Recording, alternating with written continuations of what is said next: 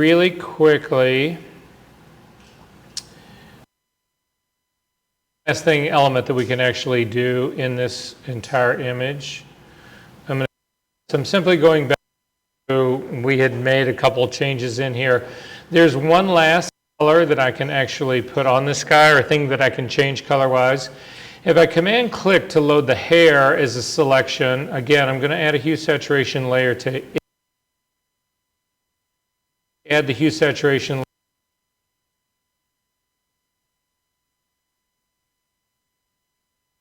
It really doesn't have any color. So if I start sort of edge, you can see that there's a, it's odd. It's just, this is not really what I would expect. If I zero this back out though, and instead I choose to simply colorize her hair, you can see that then this slider will actually put a color tint in her hair, and we can actually then change this in really very subtle ways. And you can see, even though that mask was not necessarily the most perfect thing that we ever built, this has actually done a fairly good job of actually saturating, or not saturating, but just shifting the color of her hair while leaving the skin primarily alone. And you can actually see we can get a remarkable range of color in there. I'm going to drop this down in the other direction, sort of more of a reddish kind of thing or whatever. Again, if you find that it's actually happening too strong, it's possibly affecting part of the skin that you don't want it to impact as much, you could back some of the saturation off on this a little bit to make it a little bit less obvious. But you can see that you can still do a remarkable thing with that. Thanks for a compelling reason, I think, to learn how to build the quality of these masks. With that in mind, I would like to ask everybody how everybody is feeling right now. About what? About this. Are we feeling, what I'm concerned about is that I'm losing people, and I need to make sure everybody is feeling at least partially on track. If you are completely lost, I need to know that. Are we okay on all of this? Again, this is going to come with experience, because what I was going to say is if people want to, we've got to, you know, our Fridays are relatively short. If people here want to meet, say, an hour earlier, go over some other things, whatever, I'm willing to get together. I promised you guys at the outset of this class, I will get each and every one of you through all of this. At the end of all of this, you will own this. I promise you that. You have to do the work, though, and I can't, I need to know. You need to tell me. You need to say to me, Versa, no, I'm really lost in this part. Can we get together and maybe talk about, you know, whatever. Because a couple of you guys, when we very first started doing, I guess it was Sunny, the very first one, I got an email from a couple of you guys saying, can I meet outside of class a little bit? I'm really confused about this, whatever. I just need to encourage that part of you still. I don't want you to fall behind, okay? Does it sort of make sense, everybody? So are we feeling okay about all this at least? Anything anybody wants to point out, talk about? We all good? Send me an email if you don't want to say anything in front of your, you know, blah, blah. Okay. So, Versa, please, please tell me there's an easier way to do a lot of this work. And there actually is. There's some tricks to doing this. So when we go into the studio on Friday, the Studio on Friday demo is going to be about how to shoot chroma key, and this is primarily the way I shoot. It's a lot of the stuff. When I showed you guys my very first pictures in the very beginning, you saw some of the stuff, and we've actually worked, I think, already on one image that's a girl that's just on green. So we are going to see now, again, we'll see how to actually light it and shoot it on Friday, but we're going to see how to really separate it today. So again, this is going to be more about the whole separation process. However, it goes beyond just separating chroma key stuff. It's really a trick to use the luminosity and or color of an image to build a mask that you maybe wouldn't have otherwise. So that's what we're going to do now, and hopefully this will go a little bit faster. This will be a little bit easier to understand. So that's kind of that's what I'm going to plan on doing right now. If you haven't done it already, you should save this version of Sunny, because this is going to be your homework that you turn in, not today, but the next time we meet. So the majority of your homework for the next time we meet has actually already been done. Or at least not the majority of it, at least half of it anyway. So thank you, Versa. You're welcome. To get back to the little traffic light, guys, to be able to close this image up, hit the F key another time. You go to the black pasteboard, the F key a third time, and you actually get back to where we were beginning from. Simply close that, and if you've done work you want to save, go ahead and save your work. So the next thing that we're actually going to get into is you need to go find your assignment week number 5 folder, and inside that there is another folder that says 20100815_ver_02, and inside of that there are 2 raw files. Do you guys also have XMP files in here as well? It's fine, it doesn't matter. I was just curious if you did. Select the very first of the images, hold down the command key and select the second one. You don't want to try to open the XMP files, and then simply hit open. It should automatically go to Photoshop and should try to open you in Photoshop. You should have 2 images like this. Again, the ever-present color card that's actually sitting here. I'm going to zoom in on this color card slightly. I'm going to click on the white point color picker, the third tool across from the top. I am going to click on the gray patch that's right next to the red. And then finally, I'm going to click on this drop-down menu to do a select all in order to select the other image that does not have the color card in it. And then again, going up to the very same menu, click on the drop-down menu, come down to Sync Settings, and that will allow me to apply that color correction that I did on the first image with the card to the second image without the card, and I'm going to go ahead and say OK to that. And then finally, I'm simply going to pick the second image because this has actually now had that applied to it. I'm going to zoom in on this image and actually do a quick little analysis part of this. Who in this room can tell me if this thing has been exposed correctly or not using the color card version of this? Is there any way that you can decide if it's exposed or not? How? Exactly. So I would try to find a highlight on her, like somewhere in an area like this, and I would actually be looking at the red channel in here, and you see I've got a reading of 245 telling me.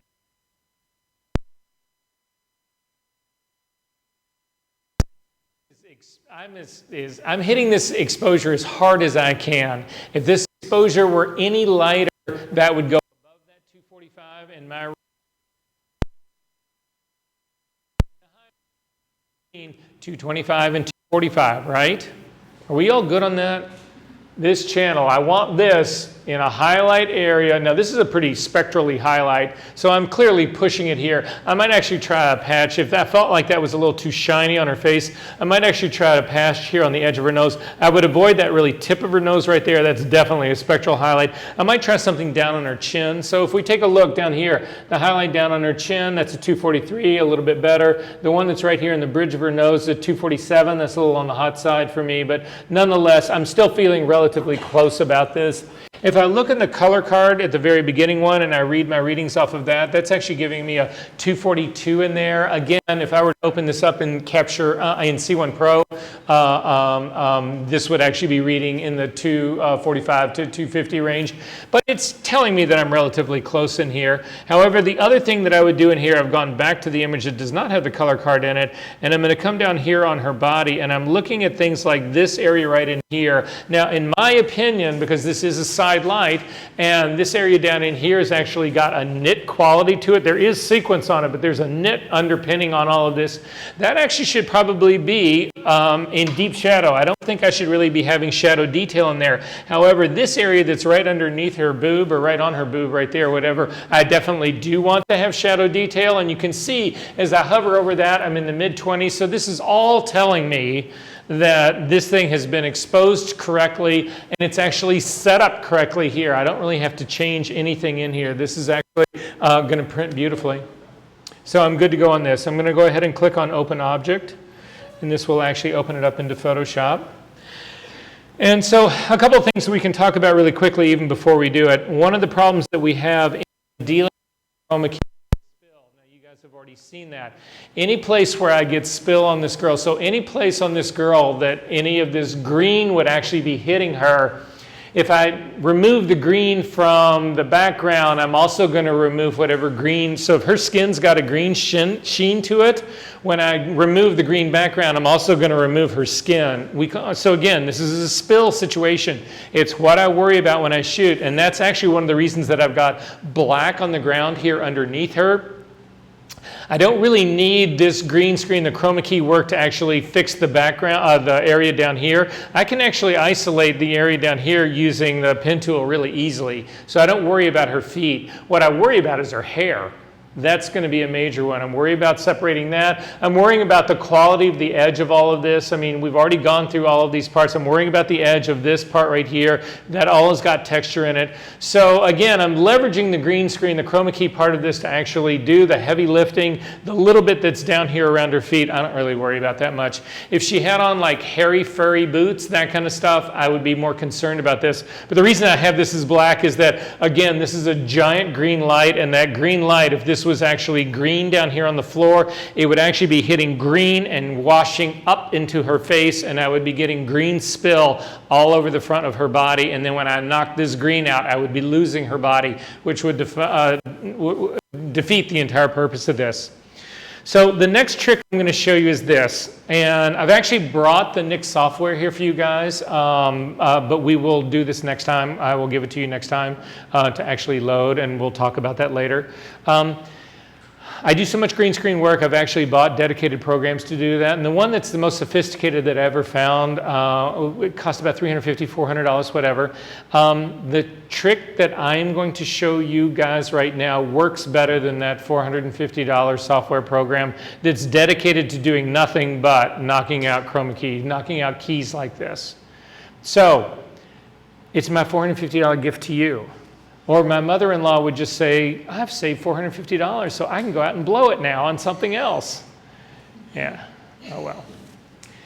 So that's the trick that I'm going to show you guys right now. And it involves something that very few people have ever used. So how many people in here, if you click on your adjustment layers right here, you will actually see this one down here at the very bottom called selective color. Has anybody in this room ever used selective color?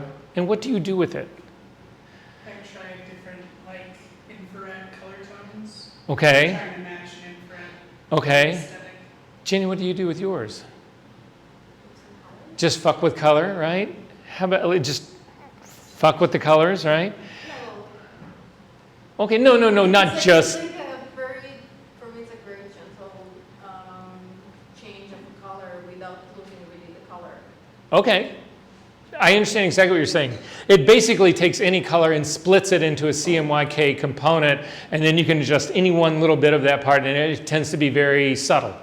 Yeah, no, and you're absolutely right about that part. So I want everybody to take a quick look at it. Go ahead and select selective color, and you'll see up in the layers palette that what it puts up here is I just want to go over here really quick. We're going to throw this away in just a second because I'm going to show you another trick in all of this. But if you basically take a look at this, it has a panel that's got cyan, magenta, yellow, and black, and then it's got a drop-down menu that gives you colors. And if you actually take a look at these colors in this drop-down menu, again, this goes back to the very same ones that you have in the select color range box. It's reds, yellows, greens, blues, cyans, magentas, yellows, and then you actually have whites, neutrals, and blacks. You've got all of these, so it's the 6 colors plus the entire tonal range in here. And what this tool was originally designed for, this is actually one of the oldest tools that there is in Photoshop. This was designed in the days where people who were running Photoshop were actually on press. They were actually building the plates to run a CMYK press. And they could do press check, which basically sees how the color ink is going to lay down. And then they could actually go in and say, well, the yellows that we've got in here have got too much of a cyanic content to it. We need to back the cyan off of just the yellows. They didn't want to back the cyan off in anything else. It would be just the yellows. So it was extremely precise color control. But it was never really, this tool, not to my knowledge, it was never really built for the kind of RGB world that we work in now, and certainly in going into CMYK. Now, something like you guys who use it, you can continue to go right ahead and use it the way you want to use it. I would love to see examples of what you do and see if there isn't a better way of doing that part. But nonetheless, that was what this whole thing was built for. However, there's a very, very, very smart retoucher guy in New York. I don't know where he lives now, but I was aware of him in New York, named Chris Tarantino. And he actually came up, I saw this the very first time with him. He doesn't use it the way I'm going to show you. He uses it in a similar fashion for something different, whatever, but I stole this from him. I completely give him credit for it, but now I'm going to give this to you. So Again, like I said before, when we first started doing the color separation work, going to channels, copying channels, doing that kind of stuff, whatever, I said to you guys, each one of you guys, whatever, you are leaving your entire peer group behind. The people here who are working, who are your friends, they're your colleagues, people in your class, that kind of stuff, whatever, they have no clue about the stuff that I'm going to show you right now. They have no clue about all the stuff that we just went through this morning. As exhaustive as that was, that is something that you now own that so few people know, and so few people know how to use. And you own that now. You're going to own this too. So here's the trick. I am going to actually not do this right here. I want to throw this adjustment layer away. How many people in this room use actions in Photoshop? Okay, one person. All right, so 2 people, sorry. We're going to build an action to do this because, again, this is something that you do repeatedly. You do it over and over and over and over again. And it's a pain in the ass to do it only because it takes time, whereas you can build an action to do this that will do it for you repeatedly over and over and over again extremely fast. So we're going to build an action and take a look at it. You're going to use it, and if you can't remember it, that's okay. You just go back and have to build this all over again and again and again. So here, to build this action first, you want to come over to the action palette. It's sitting right over here. In the action palette, there is, in my case, if you look at a scroll down through mine, you'll see that I've got a huge number of set of folders in here. You guys, if you've never built actions before, probably only have a default set. And if you go up to the top and you collapse that default set, you'll see it's just one, it works just like groups work, just like, I mean, you get where this whole thing is going, right? You can build your own groups of these if you prefer to keep this stuff in order. If you want to do a new group, you simply click on the action menu out here, and you don't click on that action right there. You just simply click on the little folder icon down at the bottom, and the layer will come up, and you could call this My Retouching Actions.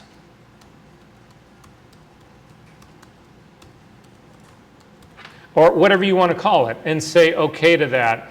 If you do that, it'll drop it down at the very bottom of your action menu list. That's where mine is sitting right down here. And now we're actually going to build an action that will be it'll be stored inside of that folder. Does that make sense?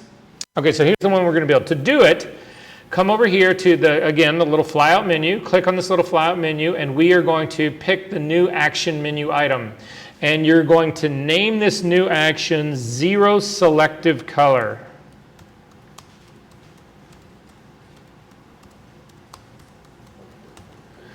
And in the drop-down menu in the set, you get to pick the set that you want to put this in. And I would suggest you put it into the set, the group that you just made. In my case, it was called My Retouching Actions. That's where I'm going to leave mine. You can add function keys to this. You can add things to this to make things simpler in your life. You don't need to do any of that for what we're going to do right now. And then simply hit the record button. What Photoshop is going to do now is going to record every single move you make. And that's the beauty of doing actions. You don't have to know how to code. You don't have to do any of that kind of stuff. You just do what you normally do. So for us, we're going to do this. Just follow me and do exactly what I'm doing here. Come down to your add adjustment layer. And the first adjustment layer we're going to add is a hue saturation layer. Go right back down to the same thing. We're going to add another adjustment layer, and it will be selective color. So when selective color comes up, reds by default should be picked up at the top. You want to take the black slider at the bottom and drag it all the way to the right side. You'll see it shows you there's a positive 100%. If you went all the way to the left-hand side, you get a negative 100%. I need it to be positive, 100% all the way to the right-hand side. Now, what we are doing in Photoshop right now is we are saying, and you can see it actually happening to the girl's skin, what I'm saying is that anything in this image that you consider to be red, I want you to flood that with 100% black ink. That's what we just did. Does that make sense?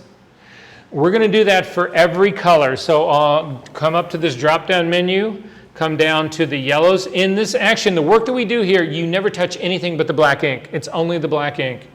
Grab the black slider and drag it all the way to the right. Go down to the greens, click on the right slider, drag it all the way around to the right. Come down to the cyans, right slider all the way to the right. The blues, all the way to the right. Magentas, black, all the way to the right. The whites, black slider all the way to the right. Neutrals, black slider all the way to the right. And then finally, the blacks, all the way to the right. And you should have one of two images. You should either have a black image like I've got, or you should have a solarized image like Sarah has got. Click on the absolute radio button, and your image will be black. Everybody got a black image? Perfect. We're going to stop the recording on our action right now. To stop it, come over to the action palette again, and you want to click on the little square that's right next to that red dot. This is just to the left of that red dot. And we have now built that action. It's now exactly what we hope it'll be. To find out if it works, throw away the hue and saturation layer, throw away the selective color layer, come back over to your actions palette, and you'll notice that in the action palette, it just recorded the very last step that I made. The 0 selective color is the whole action. These are simply the steps. You can see the first step was make an adjustment layer. That was the hue saturation one. The second one was to actually make the selective color one. Then these are all the settings that happen here. If you click on these drop downs, you'll see that it listed all the settings. To run this full action, though, you want to select the parent. You want to select on just the selective 0 color at the top. And then you want to just click on the little arrow that's pointing to the right, and it will run action for you. And you can see that, again, it's put on a hue saturation layer, it's put on the selective color. If you were to go through each and every one of these, you would see that they've all been set to black. The only thing that this action has made a mistake about is either the relative or the absolute. Again, if you ended up with a black image, you're fine. If you ended up with this solarized guy right here, simply click on the absolute button and you're where you need to be. But how much faster is that than doing this every single time? So go ahead and run it again, Sarah. Just run it so that you've got it. I think it's because I added the layer as part of the... Oh. So I have to do it again. Okay. Did this work for the rest of you guys? Are we good? Okay, so here's the advantage of this guy and what happens with this guy. So this is a concept that doesn't really exist in the real world, but it exists in the mathematical world of Photoshop. So what would be the negative of black ink? Well, there is no real negative. I mean, there is white ink that you can actually find and load into a printer. Very few printers will handle it, but you can. But in Photoshop, it's no problem. White ink, the concept of white ink is no problem. And so that's what we're going to leverage. If I leave my blacks selected right here, the black drop-down menu selected, take your black slider from all the way over to, that's all the way, I'm saying I want to flood my blacks with black ink, drag it all the way back. Now you're saying you want to flood your blacks with white ink. Well, what is this? This is now a shadow mask, isn't it? Aren't all the dark areas of my image in white? Can I load this as a selection and save this? Did you ever make an easier shadow mask ever in your life? No, you didn't. Did I just say that like that? Wow. So to load this and save it as a selection, simply come over to your channels, hover over the RGB channel, hold down the Command key, click.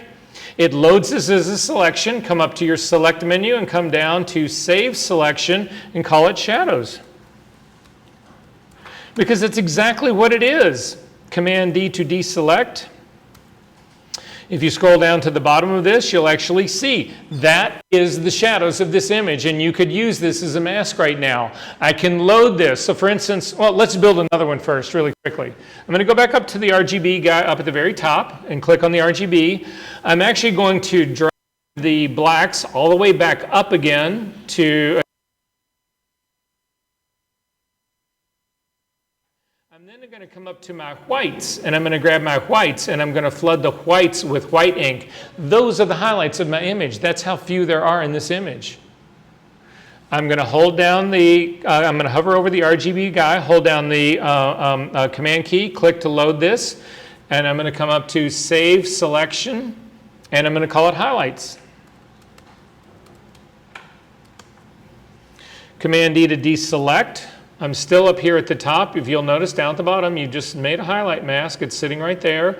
Back up here to the top, I'm going to grab the black slider. Again, for my whites. I'm going to drag it all the way and flood again. My highlights just got flooded with black ink, so my whole image is black. I'm going to go to my neutrals, and I'm going to flood my neutrals with white ink. This is now a midtone mask. So again, all of the areas of my image that would be considered midtone are lighter. The areas that are not. So for instance, look at the side of her face where a highlight is. That's dark because it's not being selected. The body of her skirt is dark. The shoes are dark. All of these are being selected, are being made darker because Photoshop does not consider these to be highlights. To be midtones. If you look at the highlight that's happening on her arm, the reason that guy is dark on there is because this is not, that's considered a highlight. That's not considered a midtone. Does this make sense to you guys? So again, I could load this as a midtone mask. So I can simply click on this guy. Again, Command click to load this as a selection. Save this as a midtone mask. Call it midtones. Say OK. Command D to deselect. How many of you guys have ever used the clarity slider in Camera Raw? All of you have, right? What is the clarity slider? Mostly contrast. Is the contrast restricted? It is. It's midtone contrast. What the clarity slider does is it is a contrast move, but it doesn't hit your shadows and it doesn't hit your highlights, especially your blacks and white points. It leaves those alone. It just functions in the middle. Well, there was a time before that existed, and people would actually do this. They would build a midtone mask, just like I've got going right here.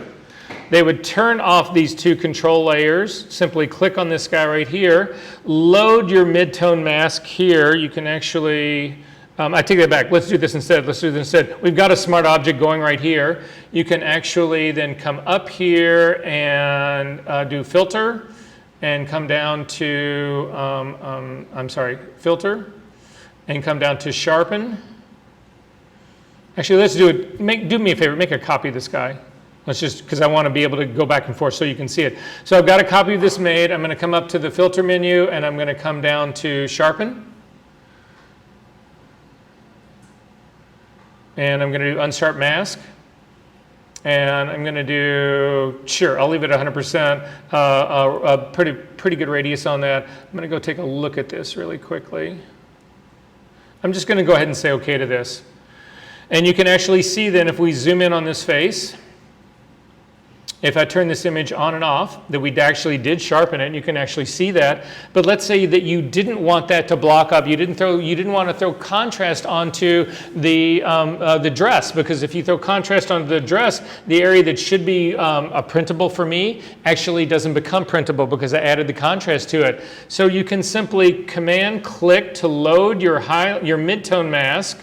Command click to load that and put it on as a layer mask, and now you are only sharpening, you're sharpening only the midtones. You're not sharpening, because again, this mask, this black mask is protecting it. It's dark on these dark areas right here. So the contrast that the sharpening that I just put on this guy is not being shown. The same thing is happening here in these really highlight areas of her face. So you'll see when you turn this guy on and off now, you'll see what's being sharpened is the midtones, but not the highlights or not the shadows. And you can see it's a much more subtle thing.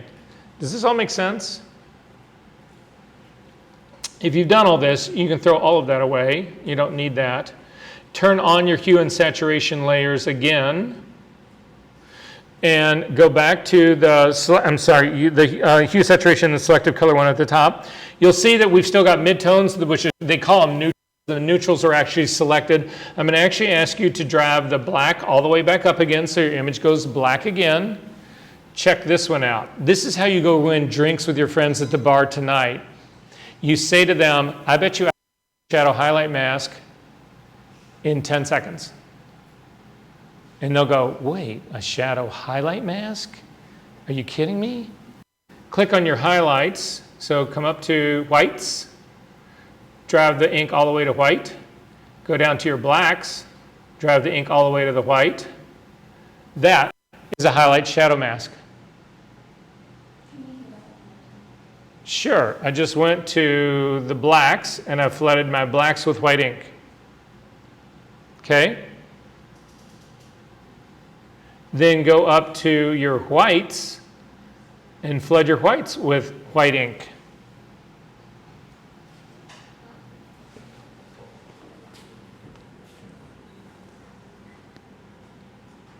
How is it different for the previous highlight mask that we created? Because this has actually got both. This has actually got my highlights in here, but it's also got my shadows. It's got them both, which most people can't make. And I don't know why this isn't coming up on yours. Yeah, I think I got Let's show you're in selective color here. That part is actually, go all the way up to the top. Click on this RGB. Good. And then in your selective color, that white is where you want it to be. So click on your drop-down menu and go to black. And drag that slider all the way back. That is now a highlight shadow mask. So how can you use these guys? Other ways to actually use these guys. You don't need to keep this on. You can turn both of these eyeballs off because we still haven't gotten to doing the knockout part. But I just wanted to show everybody why this actually works for us. So how many people in here ever do split toning?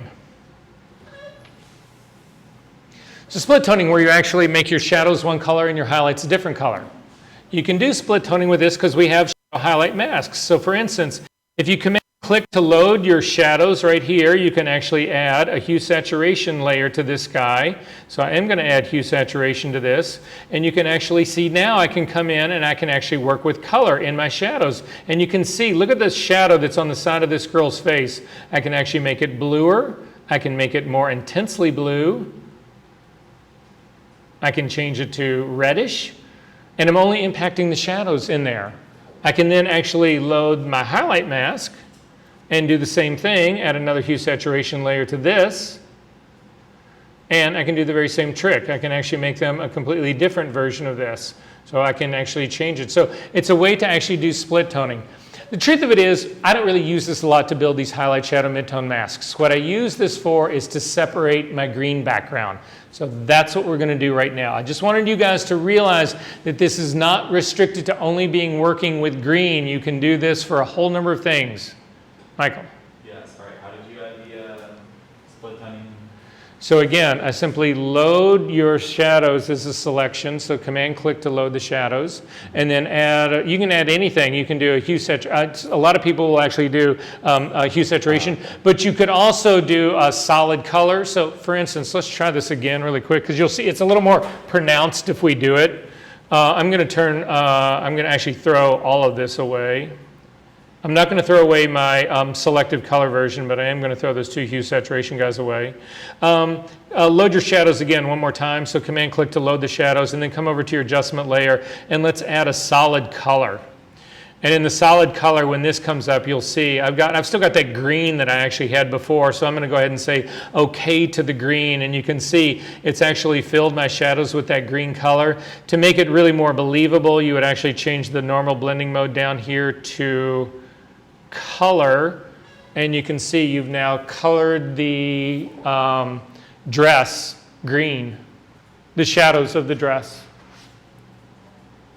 Does that make sense to you guys? So it's just a really powerful thing to have. You can throw that layer away. I don't really care about that guy as well. But this is the real reason I want you to learn this tool. I'm going to go ahead and turn on shadows and highlights again, my selective color again.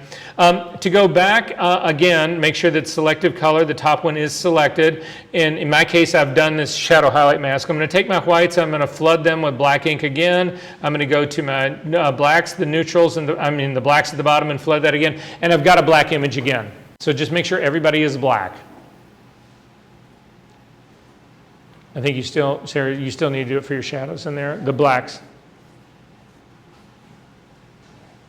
No, other way.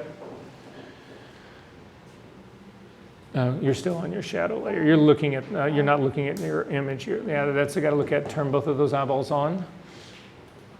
Good, perfect. And then that top one. And so the only one is, those are your whites. And you're exactly where you need to be. Okay, so everybody's got a black image again, right? Are we good on this? So then go to the greens on this. Click on the drop-down menu here, come up to greens, and you want to flood your greens with white, and you will get this. So what's happening here is that Photoshop is looking at, if you double click on the hand, you'll actually see Photoshop is able to find the greens in here, and it's actually what I've said is that anything that's green in this, I want to flood with white ink, and it's making it white. Now, if you look at this, if you think about all the channels that we've copied before, if we look at the red channel, the green channel, whatever, blah, blah, blah, this is actually starting out better off. Remember how we did Sunny and there was all this detail in her, whatever? Well, this is pretty much a black figure against a sort of a middle grayish background right here. The trick to the way this color works, though, or the way this dialog box is set up, is that this is expecting this green to be pure. It's a theoretical 255 green, 0 red, 0 blue. Is there a way I can make the green background a pure green? How? I can tell you how to do it, I'm sure you could. Yeah, you know, so you guys are getting to know me really well. Can you imagine? This is crazy. We have only been together like 10 days. Is that true? We started a week ago Monday, didn't we? It's either that or I'm a whole week off and I've lost my mind and somebody needs to help me. No, I think that is it, right? So it's just incredible. Anyway, yeah, so anyway. Yes, I can make this green a pure green. So I'm going to turn off the selective color eyeball just for a second so I can see my entire image. I am going to select my hue saturation layer that is underneath it. Is there something in this dialog box that will allow me to make that a more pure green? The green channel? Saturation. However, that saturated everything. That saturated the girl, that saturated everything. That's not what I want to do. I'm going to hit Command Z to undo that. Instead, if you click on this little hand that's up at the top with a little double-headed arrow, that is a targeting adjustment tool. And what that'll allow you to do is come over here on the green. You'll see that you get an eyedropper on there. If you click and drag to the right, you saturate the green only. If you drag to the left, you desaturate the green only. You'll see it's selected those values actually for you. Does that make sense to everybody what's going on? I need you to zero that out again if you've done this, because we need to watch this happen in real time. So I'm going to turn back on my selective color up at the top. I'm still working on the hue saturation layer.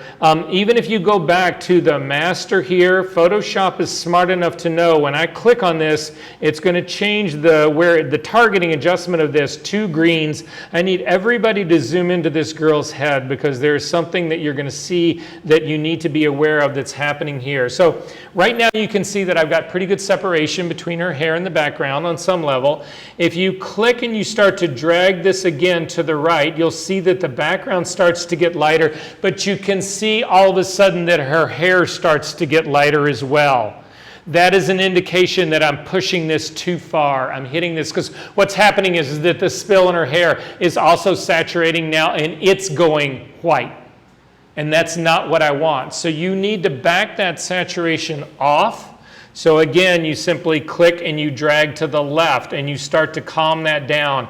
And the very second you recover all of that hair, or you don't have any of that little white part in the hair, I'm going to bring mine down just a little bit more. The very second you get to that, you'll see that what I've actually done is I've made the background a little bit lighter, so I've got greater contrast here in the two. I'm not blowing out that hair, which is important for me. And you can also see if you turn off the hue saturation layer here, turn the eyeball on and off, you can see that I'm clearly introducing more contrast, which is what I ultimately want to do. In my case, I ended up with a saturation of a plus 17. That's all I could handle. There's other images that I'll crank it all the way up. As long as I don't invade the body, I'm fine.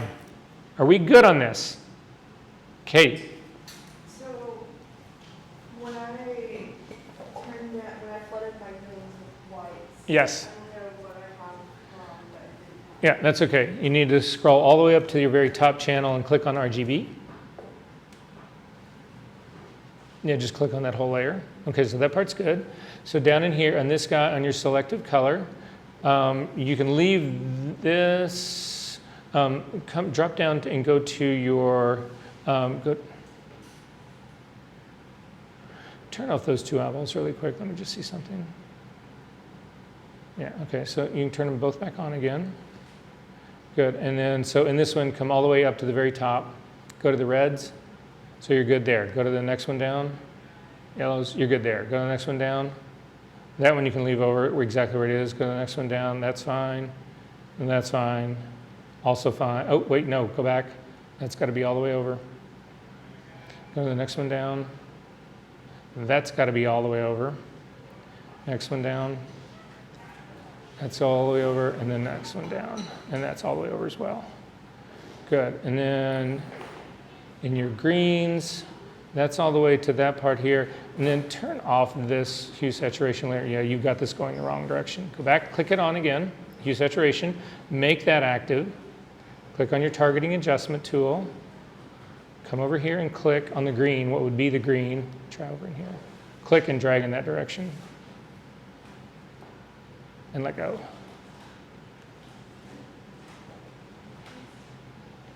Oh, something has come off down here in your color as well. Throw this hue saturation layer away.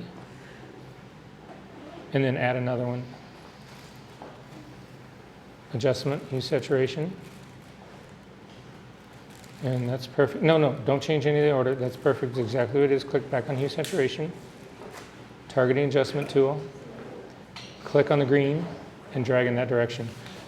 You need to click and drag. Yeah, and it's too aggressive. You see that hair is actually burning out. So again, around a 17 ended up being about the value that you want in here. So click and drag back to the left a little bit. Yeah, and you're pretty good right there. Okay, so the final thing is that I just need to clean this up. But see how close I got in this? So to clean this up, come up to the top of your image, the RGB version right up here, and you need to look at this. If you click on the RGB version, now in theory this is a black and white image. In theory all the red, green, and blue channels are identical, but sometimes that's not the case. So if you click on the red channel, did your image just get lighter or darker? Background got lighter, greater contrast in the red channel. Look at the difference in the two. This is my red channel right here. That's my RGB version. That background just got slightly darker. Again, I'm looking for contrast in here, so my red channel's a better candidate. If you look at the difference between the red and the green and the blue, you won't see any jump at all. So you want to make a copy of the red channel, not of the RGB guy. So I'm simply going to drag the red channel to make a copy of this. I'm going to rename it Knockout. And then I'm going to do exactly the trick that we have done before in all of our channel work right here. I'm going to go to the color sampler tool. I'm going to put one sample right here in the middle of her head. And then I'm going to look for one of these darker areas that's in the background. And I'm just going to drop a color sampler down there. I'm going to then, in my drop-down menu here, you'll notice that I don't have those same weird readouts here. In my RGB values here, I'm getting RGB here, and I shouldn't. These should all be K. The reason this is happening is because I still have this adjustment layer is active. You need to make the image underneath it the active layer, and then we will have the readouts that we actually want. You're sitting right here at 0, 0, 0. Knockout is selected, and then you'll see these values become K. Change them to RGB for both of them. Command L to bring up the levels dialog box. The body is already at 0. You don't need to worry about that. You simply need to grab the white point slider and start to drag it back. Again, I'm trying to get these after values over here to get to be white. So I'm coming back. I get back. I get close to 255. I'm not quite there. I went too far. Come back. I'm at 250. Go to my arrow keys and tap it in slowly and say OK to that. and look at the quality of the mask we've got. Now, I've actually picked up, look at this, you can see I've actually picked up tone in her outfit right here. So the black point in here, I can find a better place for this black point. So I'm going to grab the black point that I just stuck in the middle of her head, and I'm going to drag it right down here to this lighter part of her skirt, or of her dress. And Command L again to bring up the levels dialog box. I don't need to set my white. My white point is already set fine, but you can see the dress is in those mid-20s. So I'm going to grab my black point and I'm going to drag that up till I get close to 0. But again, stop. I'm at 7 right now. I'm going to go to my arrow keys and say OK to that. And take a look around at everything else I've got going. There's spill that's running along her arm over here, and I could probably actually get that with levels. So I'm going to move this point one last time right here to that very edge of her shoulder. Command L to bring up the levels dialog box again. And you can see I'm up in the 80s up in here now, so I'm going to grab this guy and really crank that to pull him down. And before I say OK to this one, I need to look around.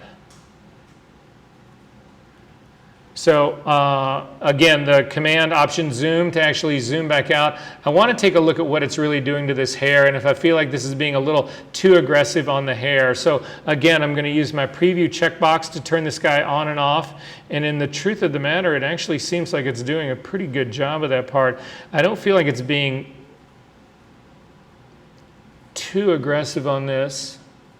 No, that actually seems like a really good line. So I'm going to go ahead and say OK to this. Double click on the hand and look at the mask you've already made.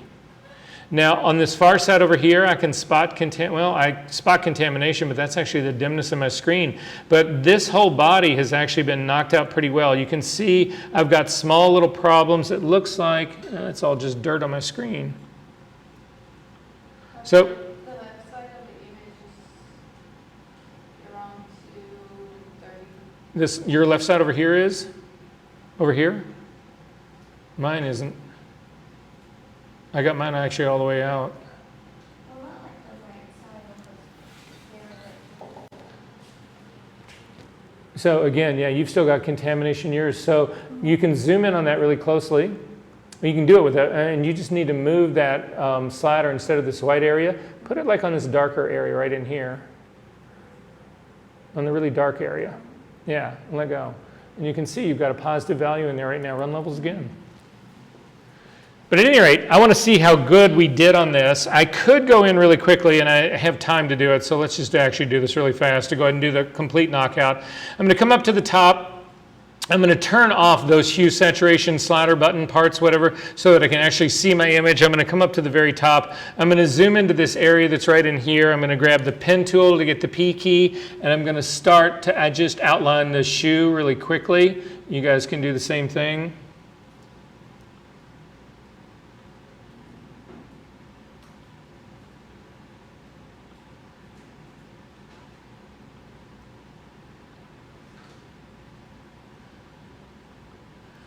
When you go to do the bottom part, typically what I do is I will include part of this shadow until it drops off the foot, but some people don't, so you don't necessarily have to. You can just do the shoe that's underneath it without the shadow. When we get into doing really serious compositing work, we will, building shadows is a big issue of something that we'll end up doing because there's a lot of times that you can't leverage having these guys in there. And once I get up to the top, once I get back into the green background right here, simply complete your path and then go and do the other shoe really fast.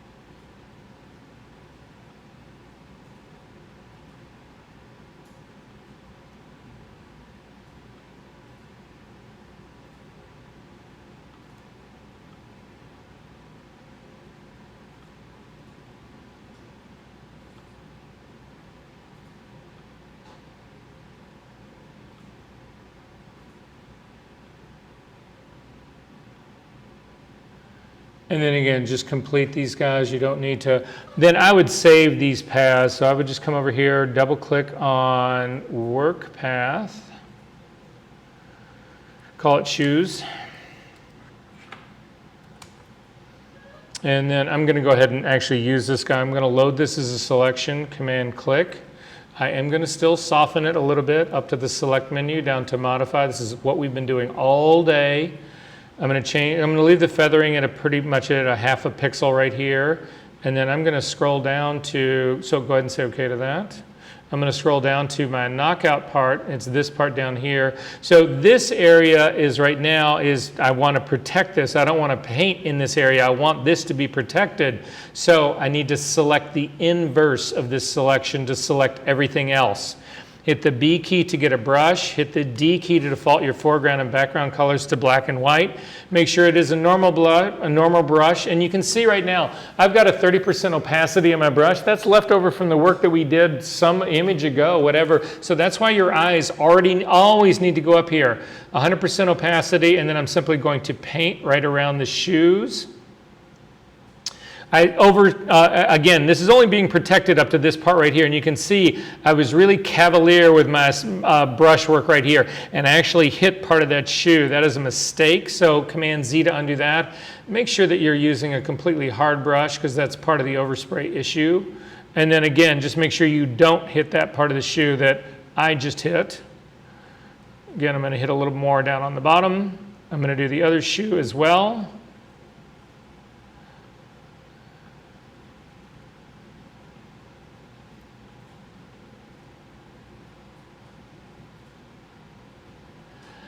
And then we can kick some more of this stuff out. If you hit Command D to deselect this right now, I'm going to zoom all the way back out. Hit the L key to get a lasso tool, or you can do this with your brush. If you prefer using your brush, go ahead and use your brush.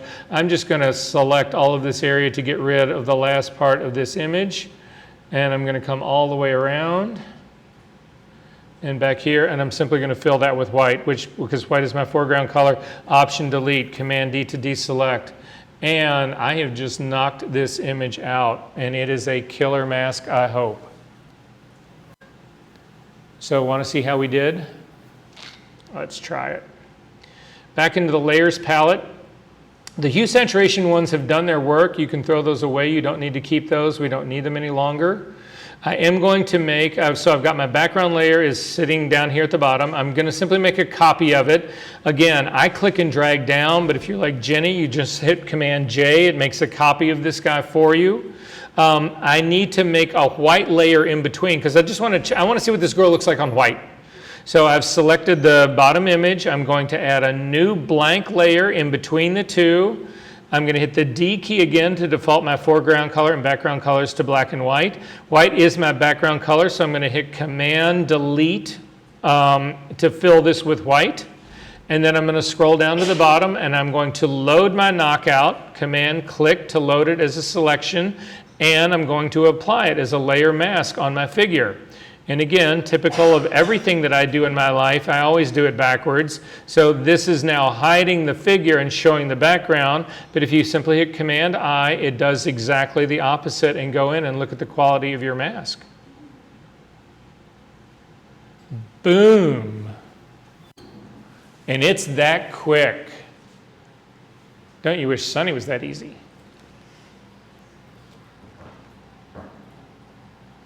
Did this work for all of you? Again, I've still got spill in this. I understand that part. We've got 11, 12 minutes to fix the spill. So we're going to fix the spill really quick just to make sure everybody understands this. But take a look around this. You can also see there's a slight little green line around here. That's all spill that's coming from, again, part of the nature of the dress. She's clearly got it in her hair. But you can see this is exactly what I was talking about. You see where her hair is actually in front of her neck and her body right here? You get no spill because there's nothing actually coming through that hair, which is this stuff right here where it actually is being on that background and seeing that background. You do have spill. I've also got a little edge issue that's happening on here. I don't want to get into choking and spreading. yet, which is how we're actually going to deal with edges. We'll do a little bit of that. Well, we'll start that probably in a big way on Monday. But to go ahead and fix this guy right here, to actually go ahead and make this something that we can actually work with, you need to rasterize this image. And by rasterizing it, again, this is a smart object. I can't paint on this smart object.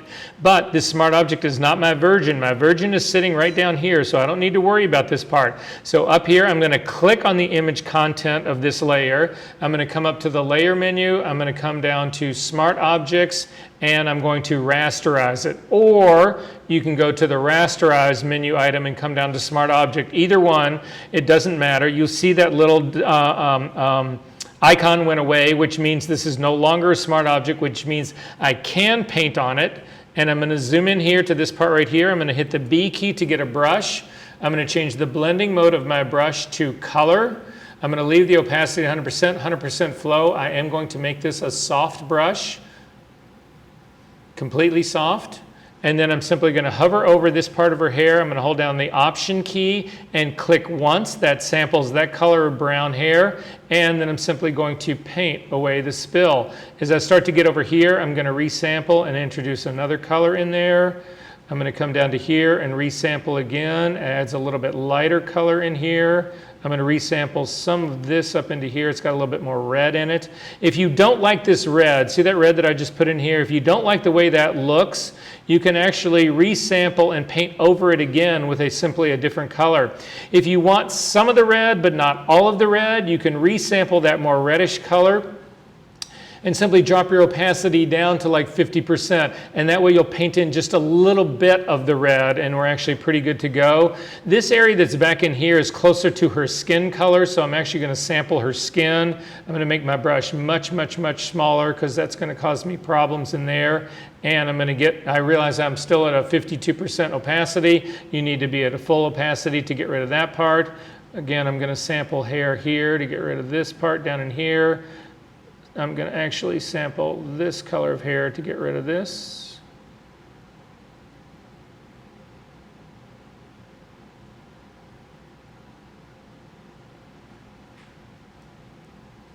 And that.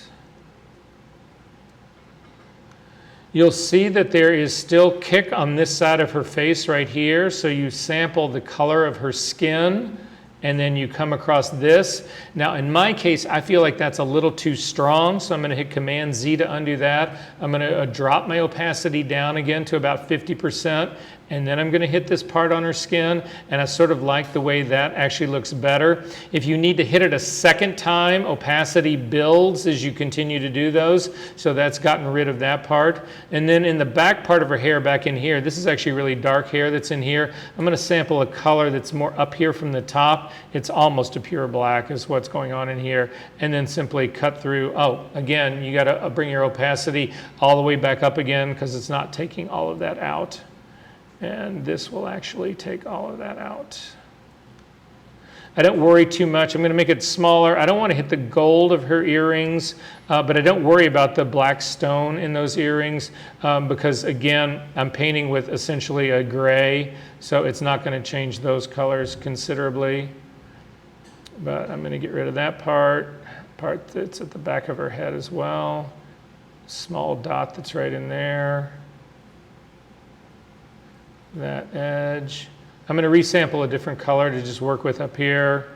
Much larger brush. Resample another color up in here. As I'm getting higher up on this, another color in here. Sample another up into here.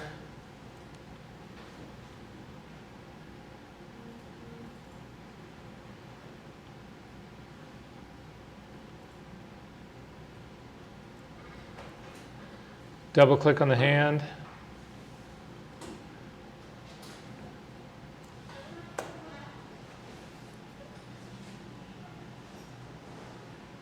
Do you know how few people in the world can actually do that?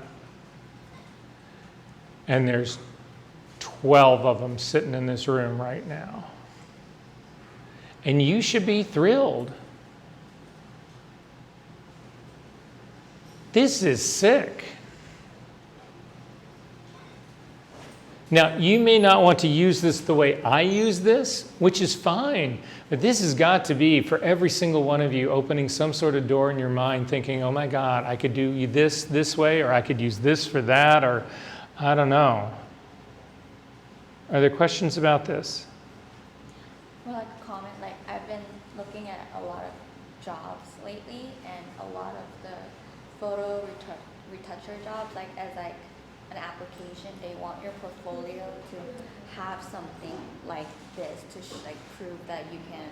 Yeah, Yeah, like so it's very useful in that sense. it is. All right, any questions on this? Yes. I just got done tanning the shoes in, and that's just like, how do I add the pen? Oh, okay. Into the knockout pen? So again, go to the path palette, load that as a selection, command click. You need to command click on the icon, not the, yeah. They're now loaded as a selection. So you don't want to paint the shoes, you want to paint everything but them. So invert the selection, so up to the select menu, to inverse. I'll see you on Friday.